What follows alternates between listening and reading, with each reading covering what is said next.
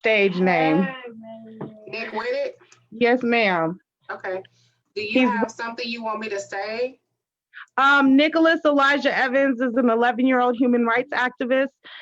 He just spoke in Washington, D.C. last Friday at the Protect Black Women's rally. He was advocating for Tamika Drummer, a life sentence person in Mississippi. So, hold on 1 second. I can't really remember all that. Do you have it written down somewhere? I was supposed to, yeah. Hold on, let me send it. Okay, we're live, guys. Okay. Hey everyone, I just wanted to welcome everyone to the Free the 14th virtual rally. We are organizing a great week full of events, full of wonderful speakers who are going to speak to us about freeing the 14th Amendment. Our first speaker coming up today is going to be Kent Assad. Kent Assad is a young Black man born and raised on Chicago's West Side. He moved to Mississippi to better his life and get away from gang life. Soon he became a victim of the harsh reality of the Mississippi Department of Corrections. As his time progressed, he elevated mentally to begin founding, organizing, and structuring, and created the Plus Party.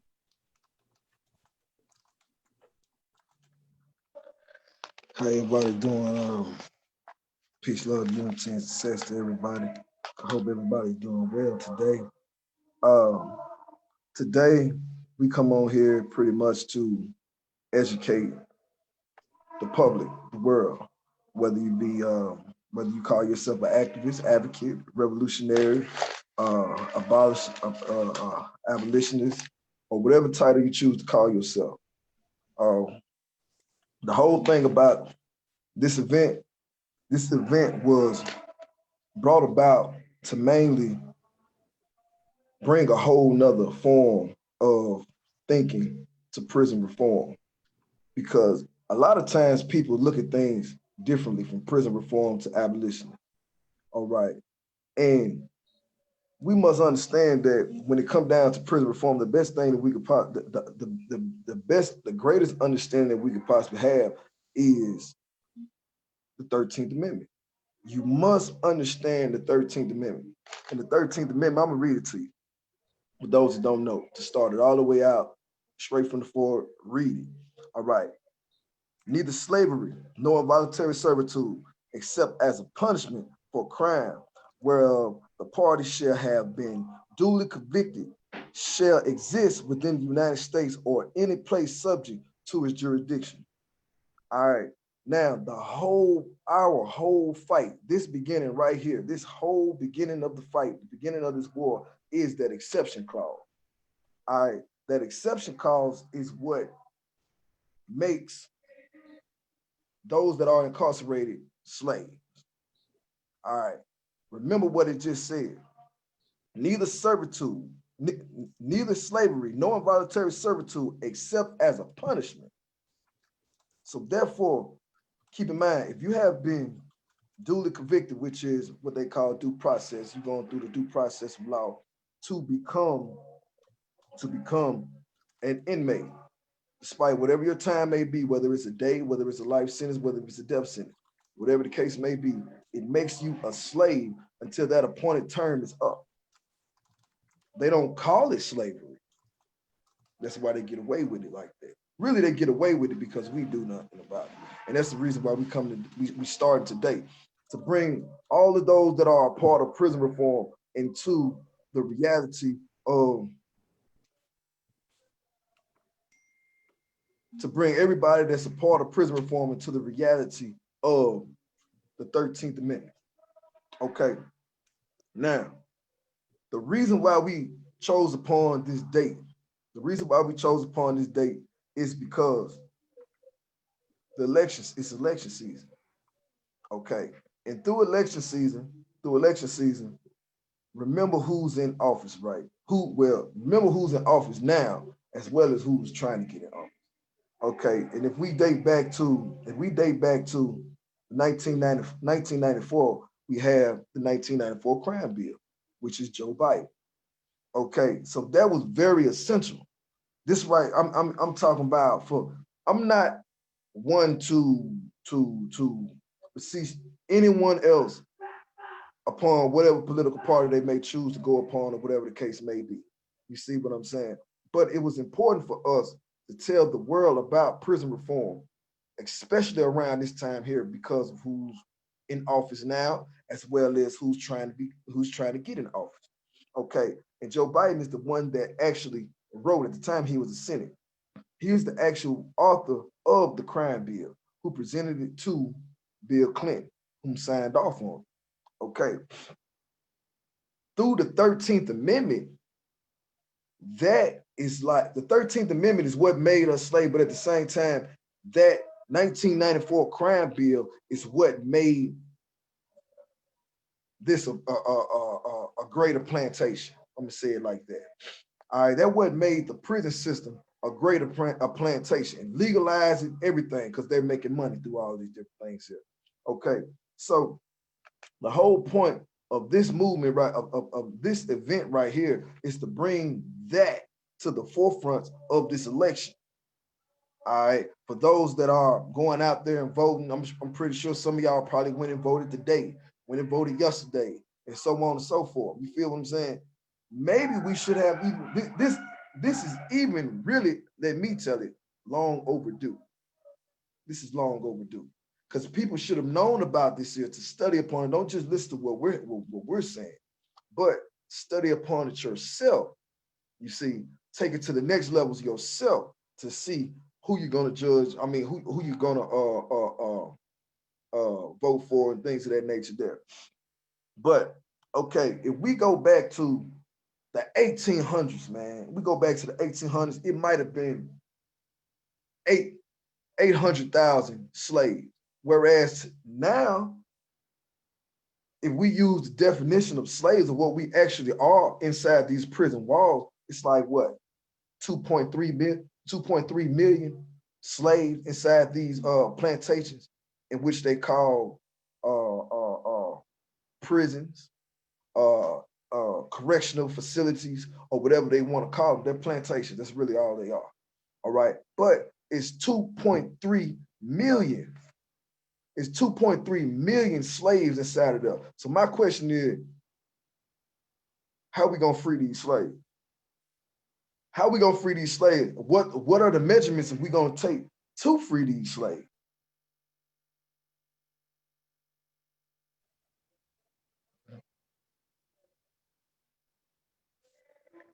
Hold on a second, because it looked like,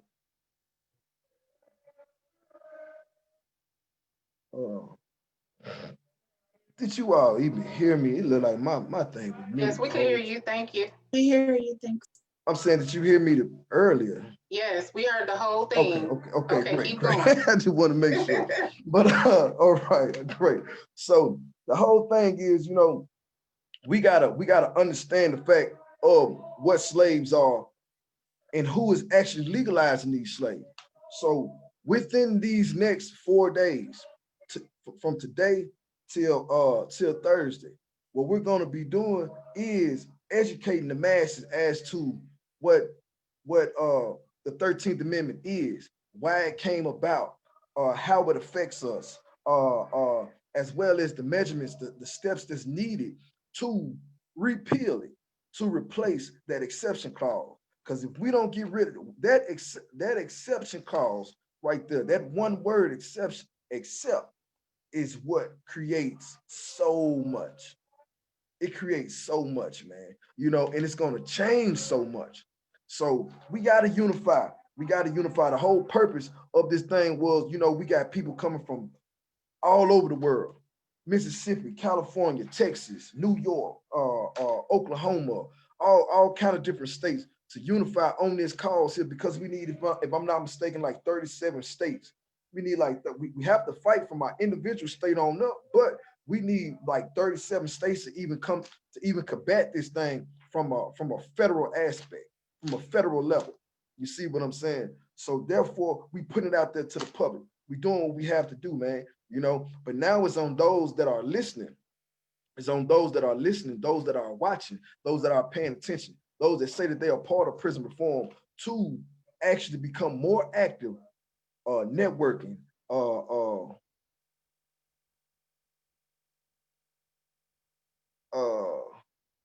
here, I want to make sure. I want to make sure everybody here, because they saying that they can't hear you. We can hear you We just can fine. hear you. It's just that one person. But like I was saying though, you know, our whole thing is trying to unify and bring everybody together from state to state. And this is not the only move. This is not the only thing that we're doing. You know, this is the first event that that we're putting together to combat this and many other things. Because this is not the only thing. This is just the major fight.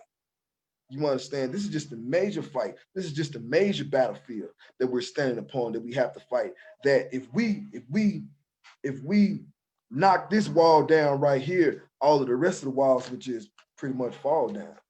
You see what I'm saying? Many of the other obstacles that's in front of us will lay down once we get this down. You see what I'm saying? So we ask that all organizations, man, it makes no difference who you are. It makes no difference what state you're coming from. It makes no difference what your political party may be. You see what I'm saying? Do you respect slavery? Do you honor slavery? Do you condone slavery? Are you one that that sees nothing wrong with what this 13th Amendment says? You see what I'm saying? See, many people that are a part of prison reform, they may not actually understand the implicitness of what this actual amendment is actually saying. You see what I'm saying? But I'm not the one that's going to be. We have many speakers, some of the greatest speakers coming, you know, after me. I'm just introducing the event in general. You see what I'm saying? And where this event came from, the reasons behind this event, and things of that nature there. Those that will come from behind, those that will come behind me, that will speak after me, whether it's today, whether it's the next day, whether it's the next few events. These next speakers will be some of the greatest speakers when it comes down to the education of who we are, as far as activism, as far as our organizations, as far as this fight in general. You see what I'm saying? Dealing with the 13th Amendment and those other things. But as far as me myself, I am the brother Kent Assad.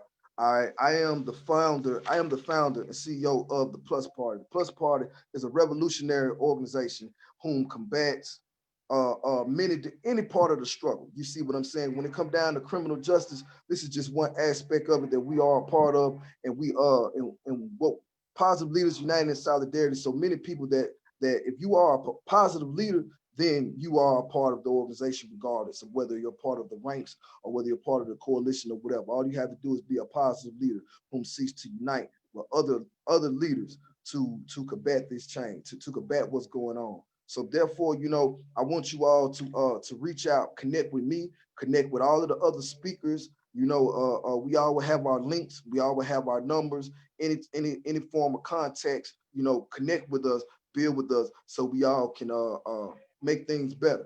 Because if we don't unify, you know, this 13th Amendment cannot change. You know, so I just want to say that, and I want you all to sit back as well as ask questions.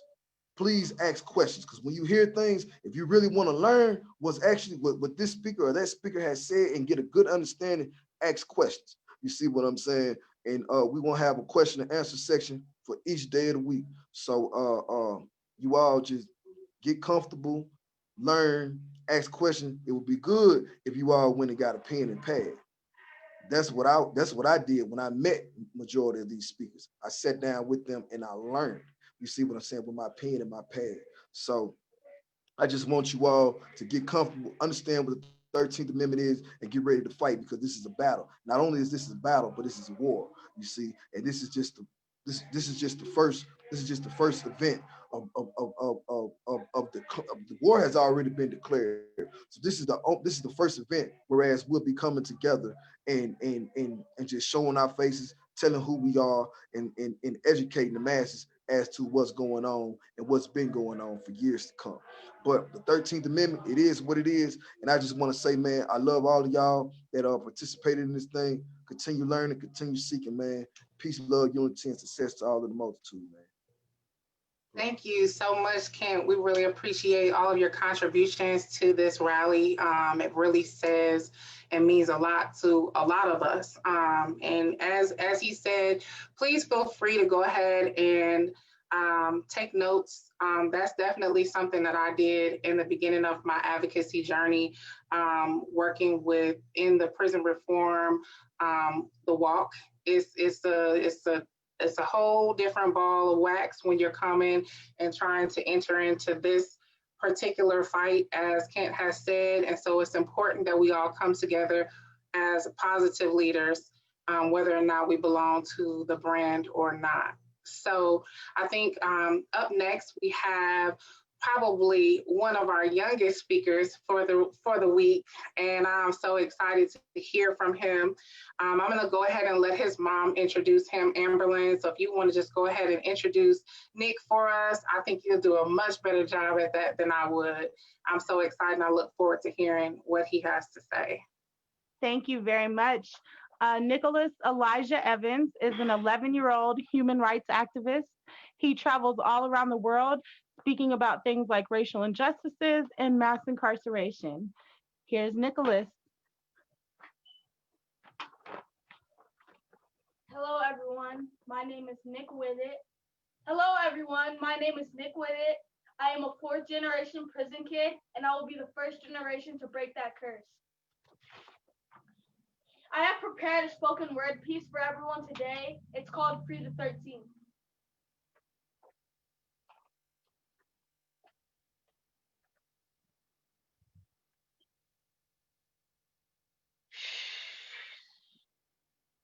Do you hear that? The shackles of oppression are still on my people.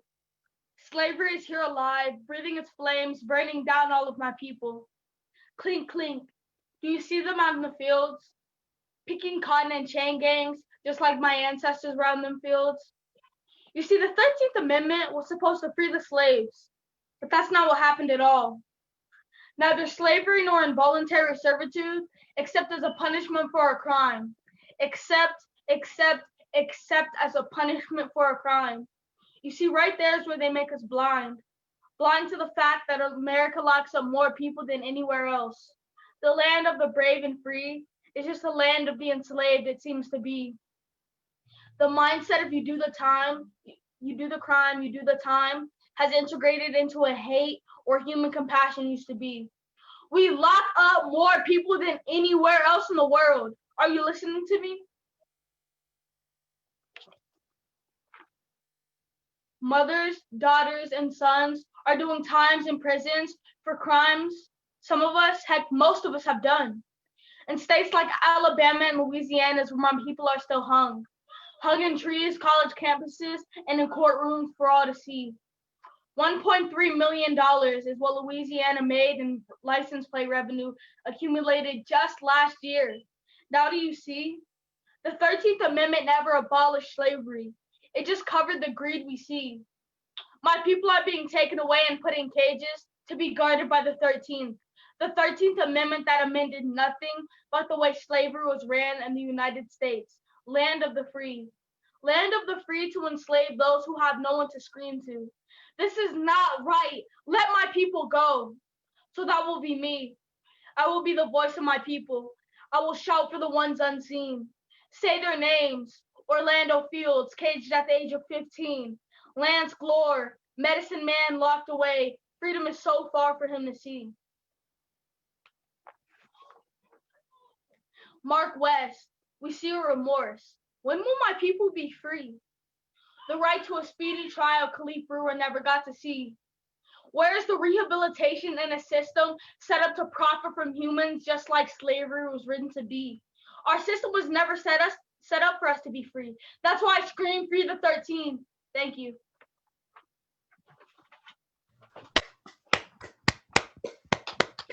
Thank you. Oh, sorry. Sorry. Go ahead. Keep going. Shout out to Pueblo, Colorado. I hope to attend I go to attend a rally there. I have attended a rally there for the past 7 weeks, protesting the death of Jesse Cedillo, a 20-year-old man killed by the hands of Pueblo PD. And to protest the Christopher Columbus statue. This past Sunday, the community came out in the snow to shout out to Pueblo justice for Jesse, and a shout out to Mission Green at Weldon Angelos, and all this hard work getting people free. Everyone can find my future and post performances on my YouTube channel, Nicholas Elijah Evans, or on Instagram at Nicholas's Voice, or on Facebook at Nicholas Elijah Evans. Shout out to Demita Bishop and Fair and Free Mark West and Free Orlando Fields and Free Lance Gore. Thank you.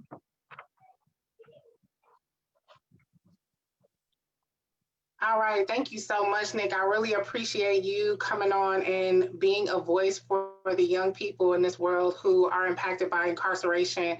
It means so much, and your words were very, very powerful. I'm proud of you.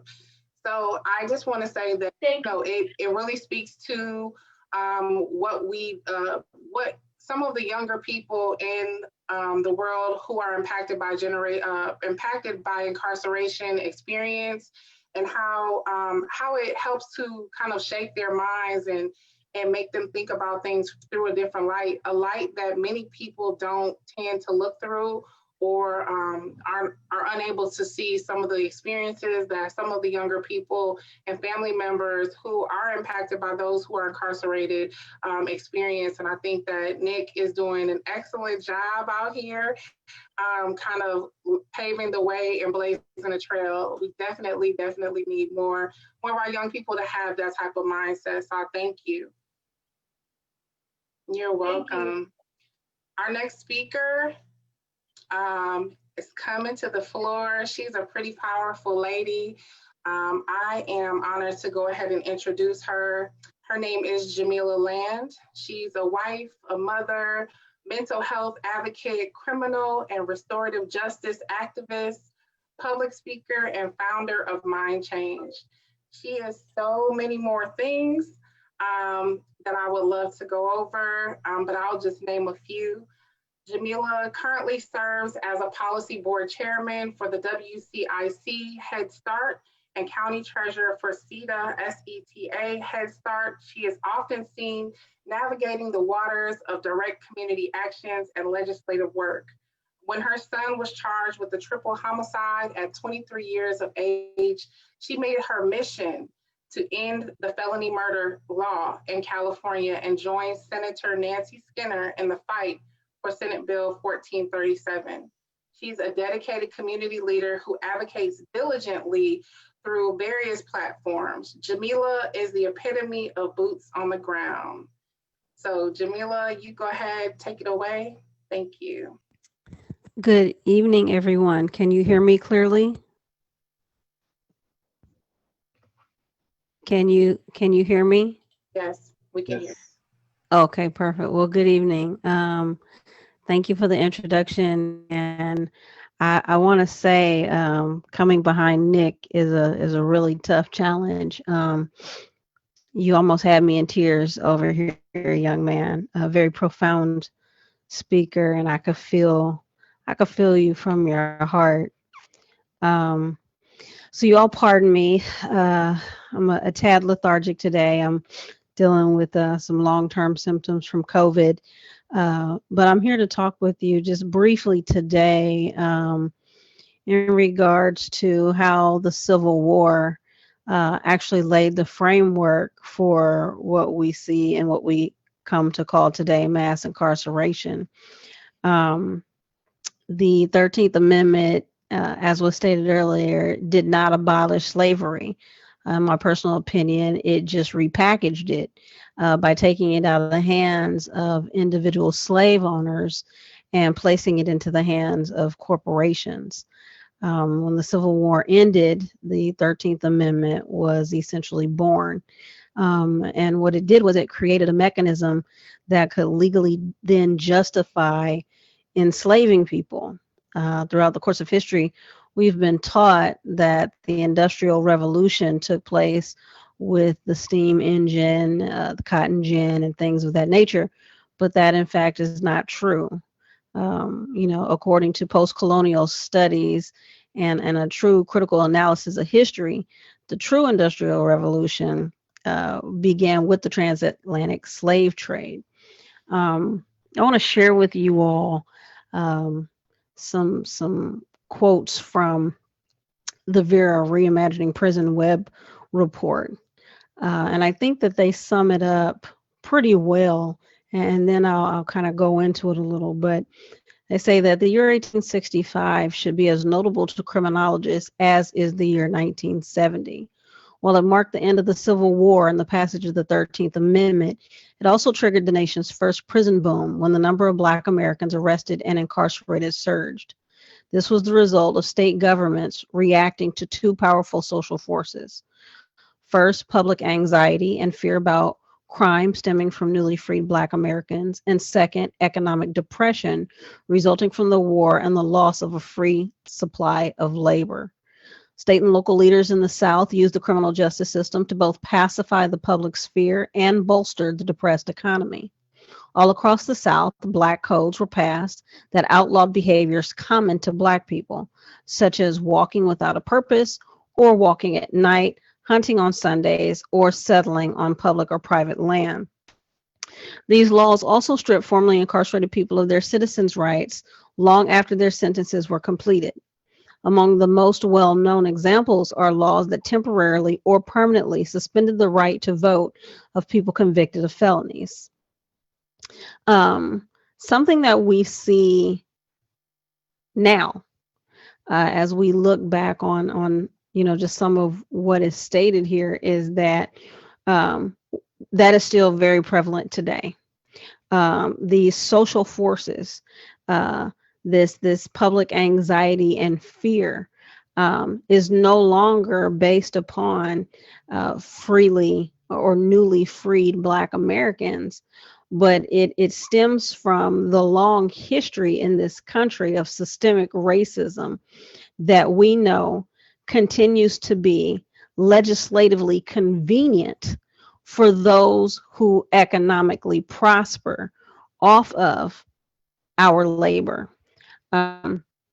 When we talk about the 13th Amendment, I think it's important that we look at the fact that it had no true intention of freeing anyone. We can look back on how legislatively we have found ourselves in these situations. When I say that, it repackaged it, and that it took it out of the hands of individuals and placed it into the hands of corporations. We see that because look at what happened with convict leasing programs. These were actually the first models, supervisory type models, in which incarcerated people would be supervised totally by private companies that was paying for the state's labor. When we look at the overall economic, political, and industrial changes that occurred and that have continued to occur in the United States, and how they have contributed to the end of private convict leasing, we see this emergence of now these corporate structures of prisons. State labor has always been a part of the economic system. When we look at what's currently happening, like, for example, we'll use Alabama. I got a greater understanding on a few calls with some of the men on the inside in Alabama as to why they were having certain types of prison strikes, and coming to understand how intricately tied together the overall economy of Alabama is tied to these prisons and these the prison worker and the farms. And so, the loopholes that are contained within the 13th Amendment are just that. They are loopholes. They pave the way for southern states to use convict leasing, prison farms, chain gangs as legal means to continue to have white control over Black lives, and to ensure that they had labor at very little to no cost. When we look at mass incarceration as a whole, we know that the majority of people who are incarcerated in this country are African American or Hispanic. We also know the overall damaging effects that mass incarceration has had to the family structure. I recently learned that there are only 5 states that offer conjugal visits. And the importance of that is that not only are men and women being removed from our communities and our households, but they are also having the ability to procreate taken away. And so, the overall intentional demise of the family is a part of what is happening with mass incarceration as well. And so I think that it's important that we really look at, what has happened, that this has been intentional. This has been very strategic. And as the brother said earlier, what is it that we are going to do to ensure that we break up this system? When we look at the first half of the 20th century, we saw a huge expansion of the prison populations in the northern states, which did not accidentally coincide with shifting ideas about race and ethnicity. When we look at, the influx of African Americans into urban regions, especially in the North, and the increased competition overall for jobs that were limited, we see that, Black Americans and European immigrants begin to have this clash, right? And so then when we look at the overall changing demographics, public anxiety around crime, which oftentimes, and we still see that today, that our skin color alone criminalizes us. And so it was so much easier for the use of, media, for the use of legislation to continue to further dehumanize and criminalize us, to the point where we now have, we have this overwhelming public fear of Black men specifically, that continue to support, these criminalized stereotypes that lead white America to believe that it is okay to continue to treat us in certain fashions. And the only way to really make us safe as a overall society is to incarcerate as many Black lives as possible, to kill as many Black lives as possible. And so what we see today in the Black Lives Matter movement is merely an extension of what has happened. Historically, when we talk about systemic racism in this country, we cannot ignore, and this is just my personal belief, where this really started from. And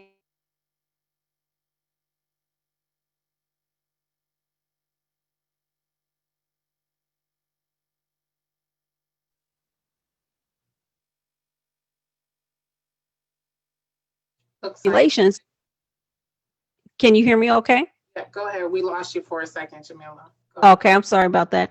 That the 13th Amendment not only created a loophole, it actually opened a whole new door to what we now call the prison industrial complex.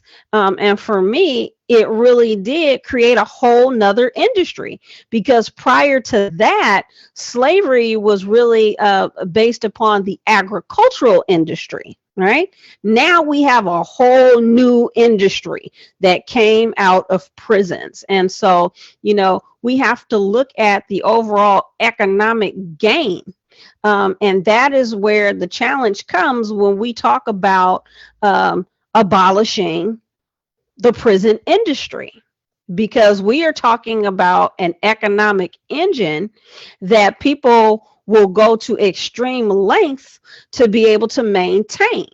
When you have prison labor that is producing so much for a region, and the region is based on that, and it's rooted in a history of free labor, that is where the challenge is. And how do you change the mindset of the people who are who are profiting from these economic engines? I mean, we tap into the overall, morally, this is wrong. Ethically, this is wrong. But how do you convince people who very well may have high morals and ethical beliefs that financially it's wrong?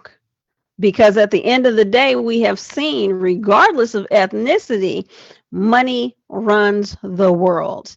When you start talking about impacting someone's economic engine, they will fight you tooth and nail to preserve it, even if that means we don't care about this other human being's life. And so, what I have come to see with this latest uprising after the George Floyd killing is that Black lives genuinely have never had any value in this country unless it was tied to an economic engine. And I'm going to go a step further, and then I'll be quiet here. Not to sound anti-American or unpatriotic, but in my personal belief, and I believe there are others who feel this way as well, this is not the United States of America. We are not a democracy. We are a corporate capitalist society, and we function like a corporation. And that is why mass incarceration and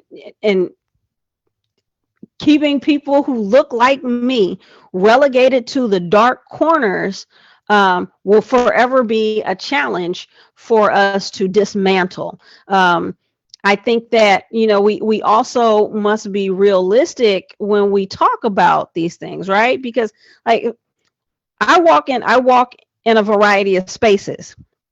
So on one hand, I work with families who have been directly impacted by police homicides. I also walk in the space of, my husband's been gone 24 years. My son is doing 3 consecutive life sentences without the possibility of parole for a crime that he did not do. On one hand, I'm saying we need to hold these law enforcement officers accountable who have taken the lives of unarmed men and women, and that they need to be put in prison. Right. On the other hand, I'm saying, well, look at the population of people who've been imprisoned in this country, who have falsely been accused or convicted, wrongfully convicted, sentencings that are just absolutely ridiculous. How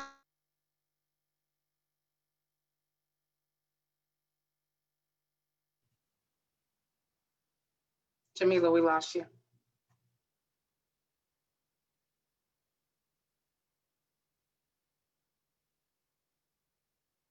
currently in place and building something that is actually more sustainable for, number one, public safety, number two, rehabilitation. Because neither of the systems or the system that is in place right now does not touch on either of those. This really is a system that is designed around punishing people. But if we can start to deal with some of the actual societal systemic issues that have led people to the place where either they are choosing criminal behavior as coping mechanisms, or they come out of environments where they have been so disenfranchised that, going into the store, stealing something to be able to eat that they're not criminalized for that, and so I think that we have to have a much broader conversation around what is it that we are looking to do, because I am fully in agreement that we need to remove this language from every state's constitution that holds it and the United States Constitution. Okay, but in removing that language, what good does just the removal of the language do if we don't have a plan in place to dismantle the systems that this language and the legislation born out of it has created? How do we empower the people? How do we give back to the people who have been impacted by these unjust things the power that they need to begin to build something different? So that's that. Thank you so much. That in itself, Jamila has been, since I have heard of her, a very, very inspirational advocate in regards to everything going on in regards to civil rights, human rights, prison advocacy. And every time that I hear her speak, it's just very powerful. She hit on some very key points. And I will say this, and then it looks like I have a question for her. I'll say, the main objective is to understand that the problems that we're facing are much bigger than police brutality. They start, that's one of the starting places, is aside from where people kind of arrive to a place of dealing with police, but then it forward moves into the justice system and to the correctional institutions. And like she said, if we could get to the place of focusing on rehabilitation, that would be really important. And so dismantling those systems that are put in place in order to kind of break people who look like me down. And so other people are also impacted as well. But the question that I have for Jamila says, do you feel that the judges are slave owners? That's a great question. So I want to touch on something that you said, and I want to have some clarity before answering that. Number one, oftentimes we have this conversation around police brutality. And it actually, it's not brutality, because brutality by definition lends you to believe that it is like, just a single act or incident, right? What we are actually looking at is criminal behavior. So it's not police brutality, it's in fact police criminality. And so to answer the question, do I believe that judges are was it slaveholders or slave masters? I'm sorry, can you? Yes. Do you think that, do you think that it's, let me go back. Do you feel that judges are slave owners? I believe that judges are a part of the overall engine. I believe that they are gatekeepers. I believe that they help to continue the system to operate the way that it does. But to say specifically, are judges slave masters or slave owners? It depends on the person and how they perceive it. Personally, I don't believe so, unless we are talking about a judge who also happens to hold stock in a private prison, who is investing in prison industry, who is somehow financially benefiting off of prison labor. But overall, no, I don't. But I do believe that they are an intricate part of the system. Gotcha. Yeah, I completely agree with that as well. And I think that is also a part that people need to understand when it comes down to why certain things are such a big deal in regards to political positions within our systems. I have another comment here. I'll read it. It says, it seems to me that this whole thing is held together by business and political elites who use the party system to divide us against each other and use district attorneys and attorney generals with their tough on crime agenda to further their own political ambitions to create fear of Black people or to justify what's going on. Well, one thing that I have come to discover dealing with a lot of people and doing a lot of lobbying is that at the end of the day, it's about economics. It's not necessarily about a party system, because I have watched corporations contribute to Democrats and Republicans running at the same time on the same issues. It's really a matter of who can we buy in order to swing their vote for our economic gain. And so I think that the two-party system is actually a way to keep us confused, and designed to make us want to pick one side or the other. And I think we're seeing that even more so right now in this current election, because, and in the Black community, we say this all the time, right? Well, who you voting for? It's one of the lesser of the two evils, because they are both going to screw us over at the end of the day. We also hear in the Black community, well, why don't you vote? Well, because my vote doesn't count.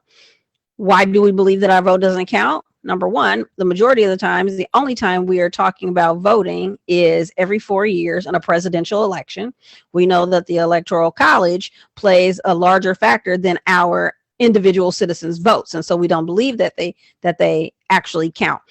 But one of the problems I find with that, when we're talking about civic engagement, is that we're not talking about our county elections, our city elections, our local elections, because our district attorneys are, in fact, elected officials. The sheriffs are, in fact, elected officials. And so if we don't get involved and, number one, start electing these people out of office, but even more so importantly, raising up the next generation like young Nicholas to become the next civically engaged people that we can vote for, then we're going to continue to find our way, down this never-ending rabbit hole of we will never get any form of justice.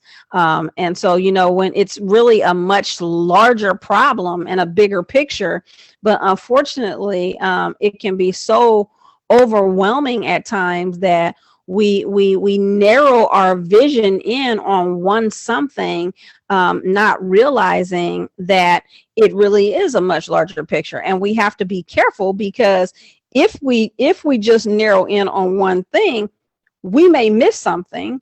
And then we end up opening up another door, because you have to remember, these piranhas are always looking for a way to be able to financially profit. We can never forget that the United States of America is a corporation. It is an economic engine. It is all about money. It's always been about money. It's going to always continue to be about money, and keeping the majority of the money in the smallest demographics' hands and exploiting everyone else. And so we have to, while we talk about, deconstructing the prison industrial complex, we also have to look at deconstructing these other entities, because we've now moved so far into technology that here in the middle of a pandemic, we're able to gather from all across the country via Zoom.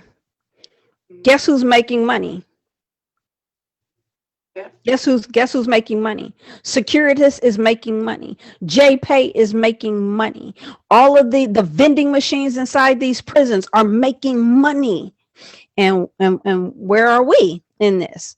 How do we financially profit from this? They're not turning around and giving back to the communities.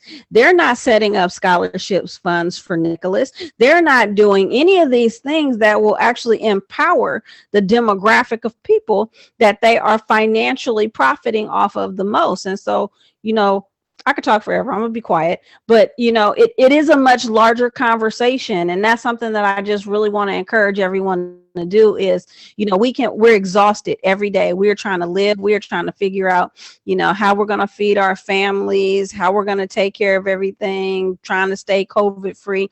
But at the end of the day, we cannot just narrow it down to just this little speck. We have to be able to see the larger picture. And a part of that, I believe, is being able to build think tanks like what we're doing here, and bringing people from different perspectives to be able to look at this thing and dissect it and figure out how do we attack this thing? How do we remove our emotion from it? And we use logic, and we look at it through a lens of this is an economic engine. We can never forget it's an economic engine. And when you look at it from that perspective, then you have a greater understanding of what the problems are, so that you can tackle it more effectively. Yes, thank you so much for that, Jamila.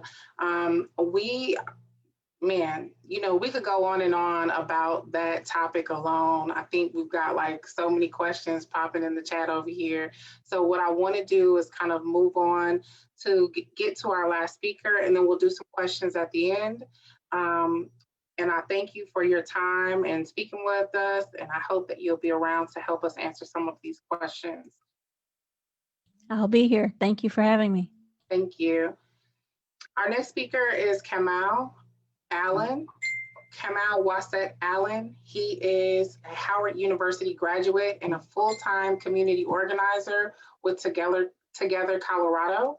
Through his passion for racial justice and criminal justice transformation, he has worked to help communities achieve police accountability and criminal justice reform.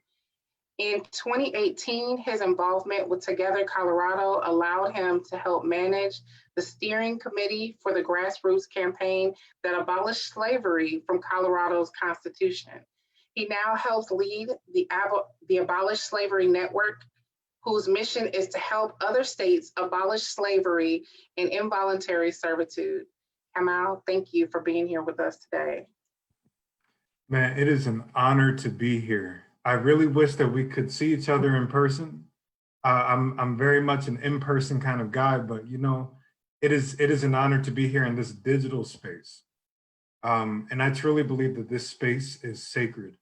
My name is Kamel. I am a community organizer. Second, I'm a Black man first. And being a Black man necessitates the fact that I need to be a community organizer. This work is deeply sacred to me and to, I believe, everybody here on this call. Having had family members who survived the transatlantic voyage, to surviving the chattel slavery, to surviving the convict leasing, to surviving all the way up to towards mass incarceration. And one of the people who really just pushed me to get, you know, involved with this fight based on the life that he lived and the experiences that he survived was my uncle Joe Bell Jr. That he was incarcerated for 21 years for a crime he did not commit. And during his time, he was forced to work very difficult jobs for very little to no pay at all. And so he was forced to work under the threat of violence. And they worked so hard that the labor that he was doing eventually deteriorated his body. After he was released, I only had about 3 years to really know him and to love him and to have him as a part of our family again. And I know there are so many folks on this call, Jamila especially, only because I know her. I don't know the rest of y'all yet, who are familiar with what it's like to have that empty seat at the dinner table. A person that you loved, that you hope to one day see again, is gone, and in some instances gone forever. And so losing my uncle was monumental in my family. And so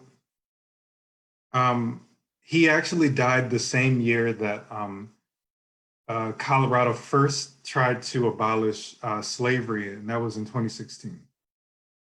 This campaign to abolish slavery in Colorado is not it's not the start to the abolition movement. I always say that this abolition effort has existed for as long as Black people have been put in chains. The minute that we were shackled and put in chains was the minute that the abolition movement began, because so many of our ancestors fought tooth and nail, found so many ways to not just cope, but to resist through basic survival. Jumping off of a ship was an act of resistance. Burning the plantation down was an act of resistance. And so the minute that my ancestors were put in chains, that was the minute that this abolition movement started. What happened in Colorado was monumental because it represents the next phase of this abolition chapter. And that next phase began when one of my good friends, Jamoki Emery, he and I went to Ferguson, and when he got back from Ferguson, he was arrested at gunpoint. It was another situation that is all too common in under this new Jim Crow, walking while Black. And he was charged with some stuff that he didn't do.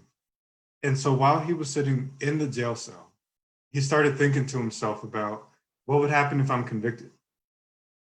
What would happen if I was sent to a penitentiary and I was forced to work? Would I be, under Colorado's constitution, legally a slave?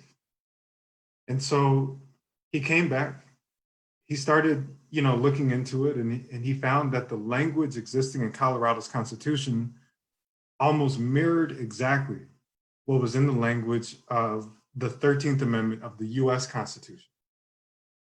So he brought it back to Together Colorado, the organization I now work for, and said, hey, we need to get this on the ballot for 2016. And so they did a series of conversations with legislators. They did a lot of conversations trying to figure out, do we get it, first of all, how do we get it on the ballot was one question that we had to answer. Throughout this process, everybody had to become more civically informed. What does it mean to get something on the ballot? How many votes does it take to remove language from the Constitution? Does this have a fiscal impact on our state? So we had to, go through this process, and eventually what was decided was for, rather than spending all this money to petition and get, I think, 190,000 signatures throughout the state of Colorado in order to put something on the ballot, they went straight to the legislature to put it on the ballot. And so both the House voted unanimously to abolish or to let voters decide whether or not we abolish slavery from the Colorado Constitution. The one problem is, in 2016, the way that the language showed up on the ballot was so confusing that so many voters did not know what a yes vote meant. I can't even repeat to you how that language manifested on the actual ballot because it was so confusing. It was like a triple negative. But what ended up happening was without a very strong messaging campaign, without a very strong campaign around it itself, and with very confusing language, the 2016 amendment measure failed by 1% of the vote. So not only did the entire nation wake up to a Trump presidency, after that election, but Colorado voted to keep slavery in the Constitution, and everybody was trying to figure out what the hell was going on. And so what ended up happening was we wanted to try it again in 2018. We said, no, this is not going to be the end of this fight. So now this is the campaign that I got involved with. I got involved once we did this process of putting a coalition together and mapping out what a ground campaign, a digital campaign would need to look like. And another thing that we did differently was we were deeply engaged with the process of actually creating like what the language would look like on the ballot. We said we cannot afford to confuse anybody else. This issue is already something that is, it's not difficult to explain. It's a lot to explain. It's a lot to explain to somebody who had never heard of the 13th Amendment keeping a loophole in our Constitution. So fast forward to like, why does Colorado have the same thing? That's quite an explanation to explain how the 13th Amendment was, as the young man Nick had said in his poem, it was not the abolition of slavery, it was the transformation of slavery. It was a deal between the North and the South, in that every state that either ratified the language out of the 13th Amendment, or they adopted their own language, which almost mirrored exactly what was in that 13th Amendment. So Colorado was not even a state during this time, but when it became a state and when it adopted this language, it automatically became a slaveholding state because of this Constitution language. And so, fortunately, in Colorado, we were successful in abolishing slavery, but 36% of the population chose to vote against this. We were very fortunate in not facing paid or organized opposition. I want to make that clear because different campaigns that are happening around the country are facing different levels of opposition. We did, however, get quite a bit of hate, especially from white supremacists who did not like what we were doing. And as a matter of fact, one of them found the address of one of our organizers, Jamoki Emery, who was held at gunpoint a few years ago, found his house and wanted to intimidate him. So they took a bundle of our campaign flyers and burned it right on his front porch. So it's not that we didn't face opposition, but we didn't face paid or organized opposition. We also had a very strong message. We were crystal clear about what this campaign was about. What Sister Jamelia said in what she had just talked about is that this needs to be the first of many steps. And for right now, removing the loophole for enslavement and involuntary servitude is an absolutely critical chess piece that you need to have on your board when you are making deeper criminal justice reform. But what we also understood was that a set of steps needed to happen after passing this amendment change in Colorado. It did not automatically translate to minimum wage in prison, but what it did was open up a pathway for addressing forced labor and addressing slave wages. We are now witnessing a lawsuit that is the first of its kind. There have been lawsuits all over the nation from incarcerated people suing Department of Corrections and Core Civic for forced labor and slave wages, but it has never before happened in a state whose constitution now affirmatively opposes slavery and involuntary servitude. This is the first lawsuit of its kind. And so through the Abolish Slavery National Network, we are in connection and in relationship with the people leading that litigation. Just a little on the Abolish Slavery National Network, then I'm going to just end my talk real quick. We are a newly formed coalition of states and organizers and in a coalition of coalitions that are fighting to abolish slavery out of every state and national constitution. Following our victory from Colorado, we received a bunch of calls from people in Utah, Nebraska, New Jersey, South Carolina, Texas, Ohio, all of these other places. And we wanted to just get everybody on the call. We noticed that all these movements were happening in these individual states. And we thought to ourselves, what would it look like if we have solidarity with each other? What would it look like if we shared information, shared resources, built a strong messaging strategy? What would it look like if we worked as a network? And so in May of 2020, we had officially come together as the Abolish Slavery National Network. We are now in fiscal sponsorship with the organization March On. And I say that because now we are able to take donations and everything and all that. But what's really important this year on our plate as the Abolish Slavery National Network is supporting 2 state campaigns that currently have this same measure on their ballot this year, Nebraska and Utah. And so we are supporting the organizers running the campaigns on the ground there.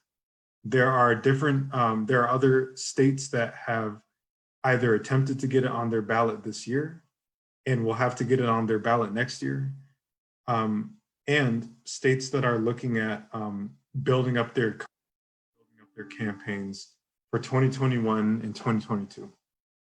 So we are on the move, and it is an honor to be serving my ancestors in this space. It is an honor to be serving my Uncle Joe in this space. It is an honor to serve everyone here. Thank you.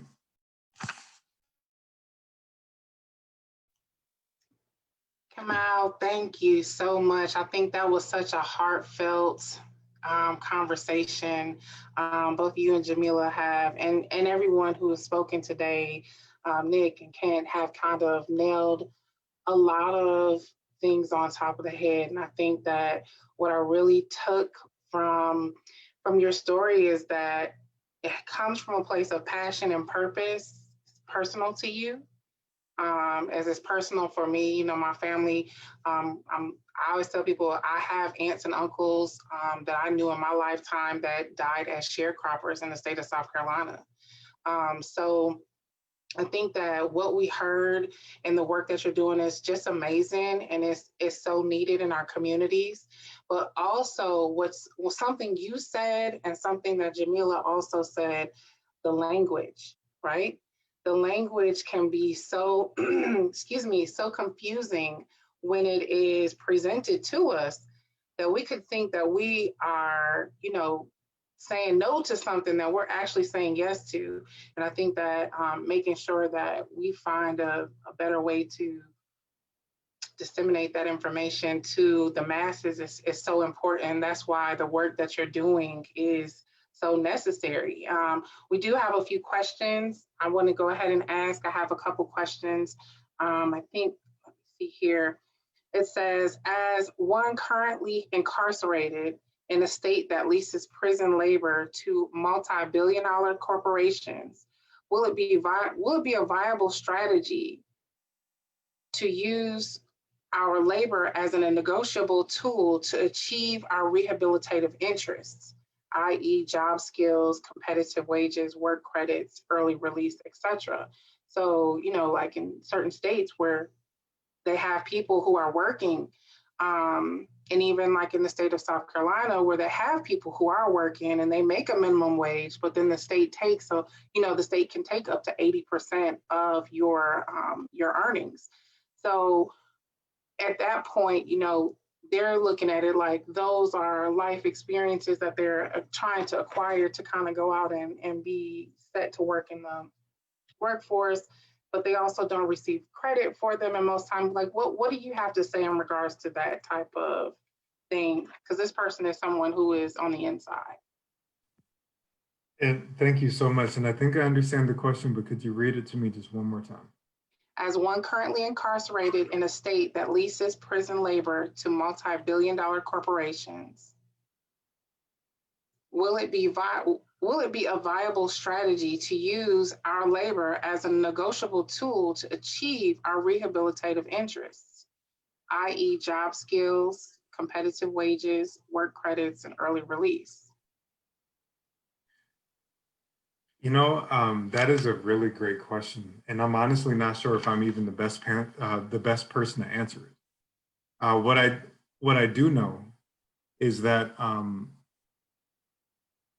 you know, oh man, my mind is going in a couple of different places. I know that there are quite a few incarcerated organizers who have organized prison strikes and labor strikes.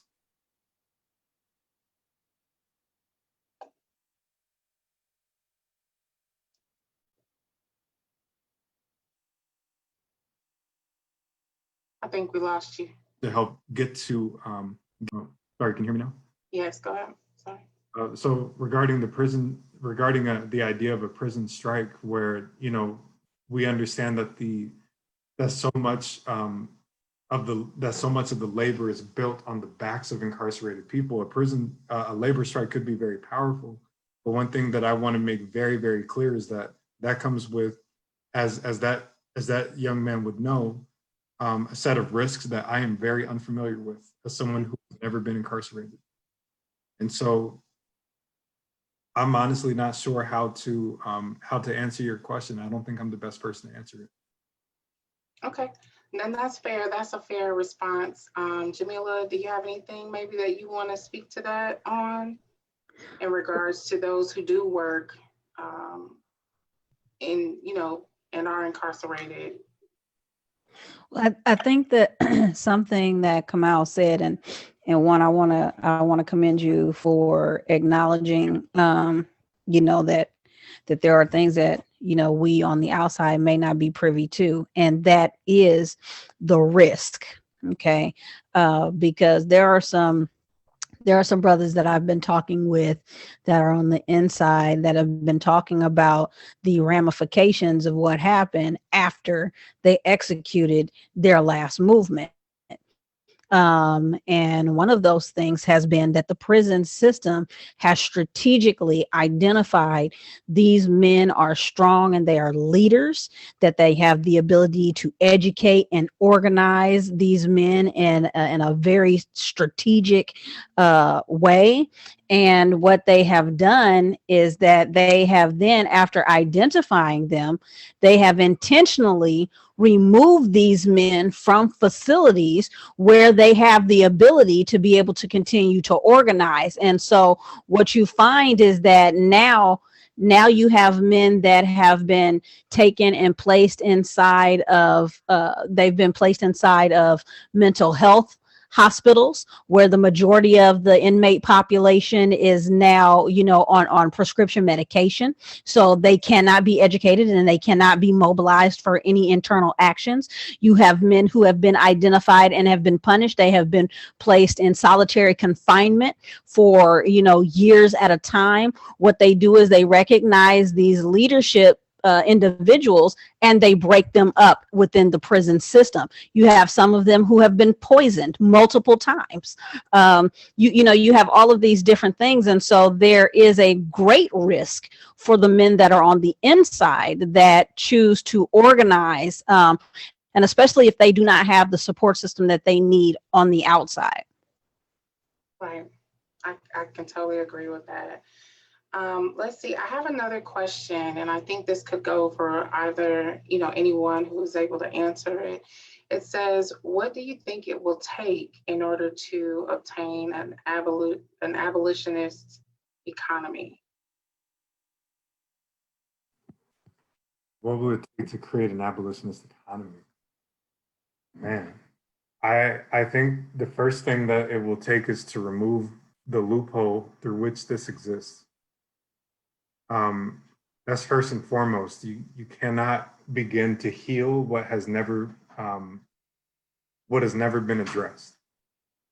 Um, what I believe would need to happen after that is, just once, once we have, especially the Constitution on this side of the issue, that opens up the door to so many pathways for litigation and for legislative change. So many of these labor and wage policies exist in state statute, at least in the state of Colorado. It is through state statute and Department of Corrections where these statutes and policies are decided. I think, and to be honest, even once, even in a scenario where every single state had abolished slavery, every single state had, put up legislation, I still think that's just the starting point. I honestly do. I still think that that's the starting point because there's so much more to the legacy of enslavement, the present and current conditions of enslavement that need not just reform, but entire and complete transformation. So I want to offer not the entire staircase, but the first step. I'm sorry, this is Jamelia. Can you repeat the question for me because I missed a bit? Sure. The question was, what do you think, what will it take to get an abolitionist economy started? Or what will it take to, what does that look like? How do we start that walk? How do we take the path?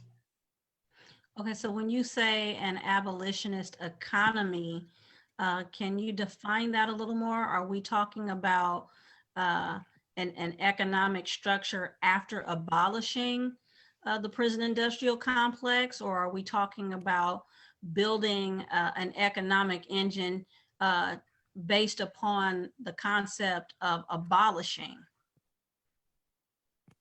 That's a great question. Let's see if the person who asked the question can go ahead and, okay, go ahead, Sean.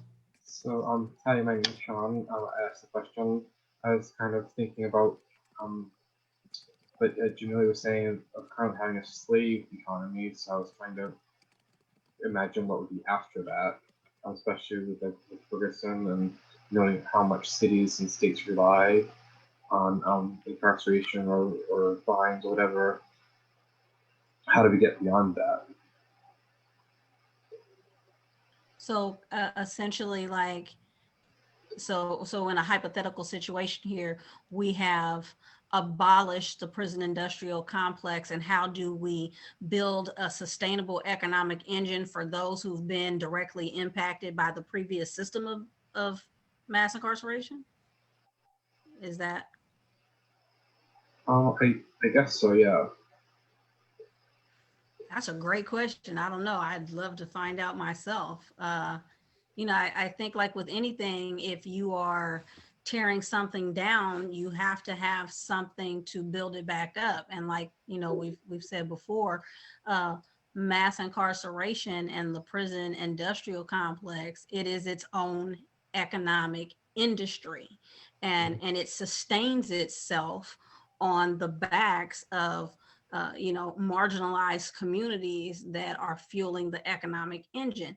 So when that has been removed, what do we put in its place in order to sustain the quote unquote newly freed individuals? I don't know, and I think that's a part of that broader spectrum of conversation that I said we need to be able to have, because just removing something and not having something to put in its place that's more beneficial for the people who've been impacted, we leave room for the piranhas to come back in.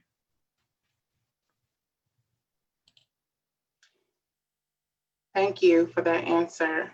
I'll take another, I'm gonna add this comment here. It says this movement and these issues aren't about wages being paid. Even with pay, people are still being held in inhumane cages, still sleeping on concrete, still being deprived of human dignity, etc. A wage only makes a slave with money. That is still turned over to a system that has a monopoly where, and how the wages are spent. So I think that that's a very powerful statement, because I think what people will ultimately internalize that in saying is that, you know, you hear a lot of people, these people are in prison. They shouldn't be able to make any money. You know, the concept of someone who is incarcerated is that they are less than human. And so I think that what we have to understand is that once we, as on a holistic term, understand the breakdown of the system from the beginning to the end, we'll understand that once we start to view people as people, and I think that in this world, most people are very reasonable. I think that they just have no idea. And as you know, many people will say, we're dealing with a crime against humanity. And so that is pretty much the ultimate issue. I mean, it's bigger than just having people working as slaves. I mean, I knew personally that the 13th Amendment was a big thing when, and you know, I'm just being very frank and honest, when white people were teaching it to me, when I was learning from John Bloom, who has been advocating for, you know, change for advocacy for quite some time, that this is something that they're trying to tell us. And majority of Black people also don't get it. They understand different components of it, but it's now our job and our responsibility to help educate people so that they can move with a different mindset in regards to what's actually going on out there in the system. So let me see if I have some other comments or notes. And let's see, it says that it would be wonderful if people who run the prisons would meet those strong individuals they're separating and find ways to make the system better instead of trying to silence them. And you know, that just sounds like too much like right? We want to find people who understand what the breakdown is to try to help us. And I think to some extent, there have been places that have used them. I know, for example, in South Carolina, they have used some of the strong individuals to help form some of the first character-based units in, you know, different institutions. But, you know, that requires leadership. And leadership seems to be a huge problem here in our country as far as it relates to the abuse of power and things like that. So we do have that in some places, but there's just not enough people willing to stand up. And then when you have those people who are willing to stand up and try to be in their little circle, positive leaders, those are usually the people that are kind of taken out by society or those around them who don't want to see these things happen. They don't want to see this change because they know what it can mean to a whole group of people. So does anyone else have any other questions or concerns? I think we had a really powerful conversation this evening, and I really want to thank everyone for being here with us.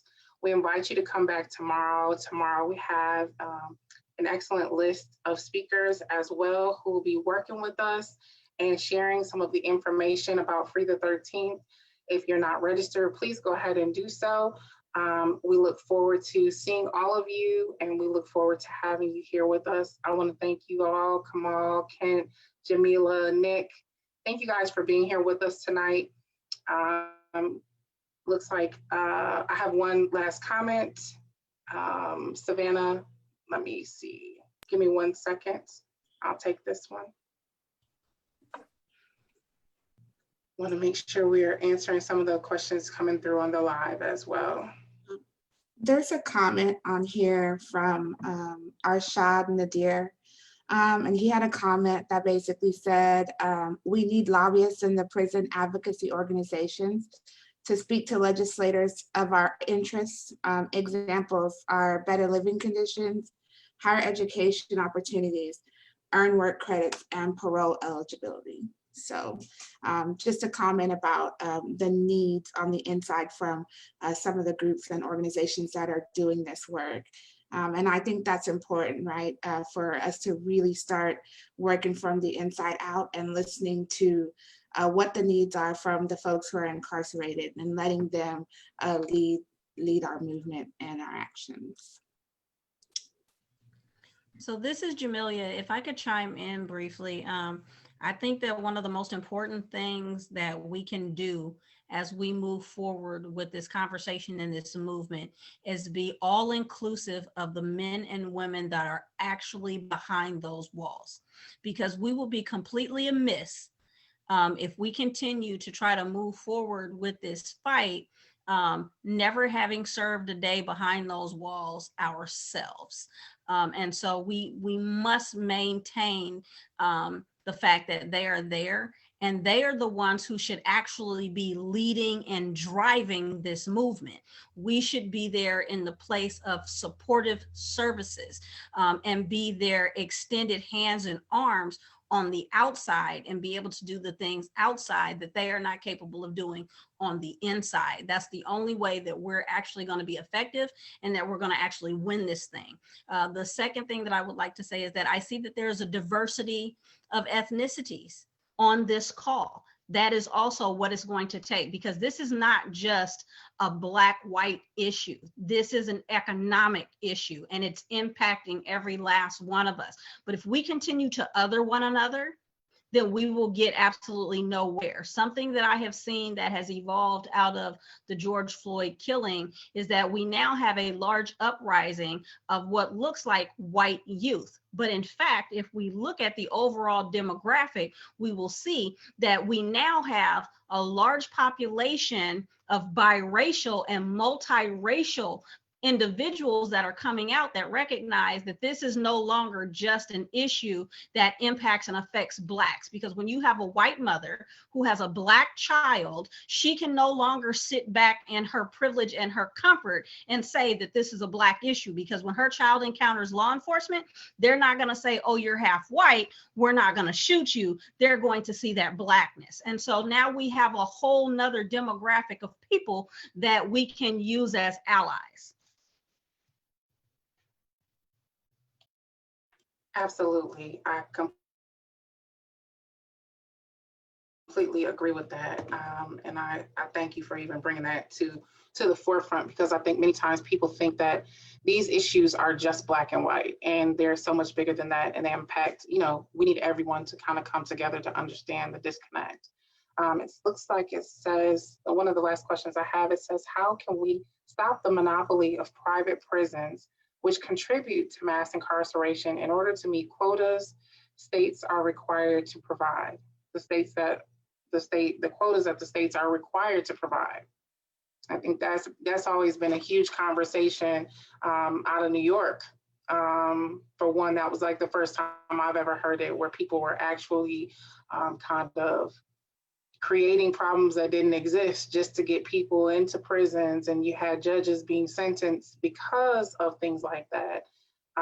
So can anybody speak to that? I actually think that's a great question for day 3, because they're actually going to be addressing those topics on day 3. But if one of you guys just wanted to touch on it, I will note it so that one of those panelists can answer it.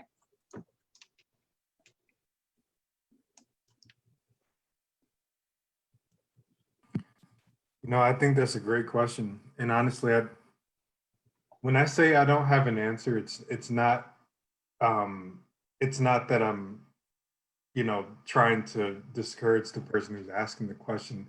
I actually think it's our responsibility as organizers, as freedom fighters, to lead with good questions. I've always learned that organizers lead through good questions. We don't always have the answer. And so because you've asked that question, I'm also asking myself that question too. And although I wish I had a roadmap to say this is what you need to do, point A, point B, point C, point D, what I'm going to offer is that your question is powerful and provoking enough for something to happen. So keep asking that question through your organizing work. Gotcha. All right, guys, that'll conclude the Free the 13th virtual session for day one. I did want to encourage everyone to tune in tomorrow. Our speakers will be Max Parthas from Abolish Slavery National Network and also Abolition Today, the Blog Talk radio show. We'll also have Yoka Heshima-Jinsei. He is going to have a pre-recorded session because he won't be able to join us.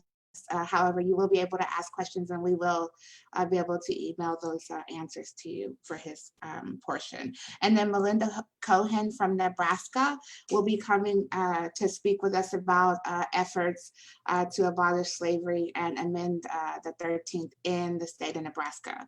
So please come back tomorrow and join us. This is a 4-day event, so we will be back on Tuesday, Wednesday, and Thursday from 6 p.m. to 8 p.m. Central. And on Thursday, we will be having a simulcast with Live from the Plantation, so you guys can hear directly from those who are currently incarcerated. So it's going to be a powerful day on Thursday, but please join us Tuesday and Wednesday as well. We have a lot of great speakers and lots to share. And thank you for joining us tonight. Have a good evening. Thank you. Thank you. Have a great evening.